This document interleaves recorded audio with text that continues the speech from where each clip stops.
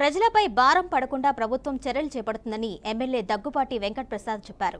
అనంతపురం రైతు బజార్లో సబ్సిడీతో కందిపప్పు అమ్మకాలను ఎమ్మెల్యే ప్రారంభించారు.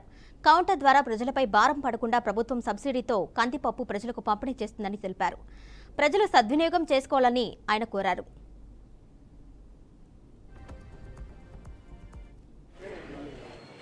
అనంతపురం రైతు బజార్ నందు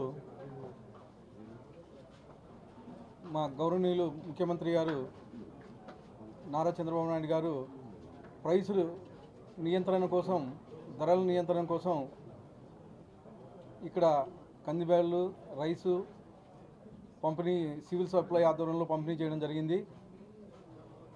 బయట మార్కెట్ ప్రైసుల కన్నా ధరల నియంత్రణ కోసం దాదాపు 10-15 రూపాయల వ్యత్యాసంతో ఏదైతే రైస్ మిల్లర్ అసోసియేషన్స్ కానీ తర్వాత హోల్సేల్ డీలర్స్ సపోర్ట్తో ఈ కార్యక్రమం చేపట్టడం జరిగింది. ఇది ప్రతి ఒక్క అనంతపురం నగర ప్రజలు ప్రతి ఒక్కరూ ఉపయోగించాలని చెప్పేసి కోరుతా ఉన్నాను.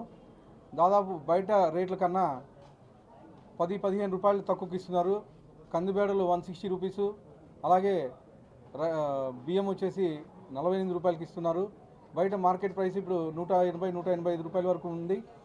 దాన్ని తగ్గించడం కోసం మా ముఖ్యమంత్రి వర్యులు ఈ సివిల్ సప్లై ఆధ్వర్యంలో ఈ కార్యక్రమం చేపట్టడం జరిగింది.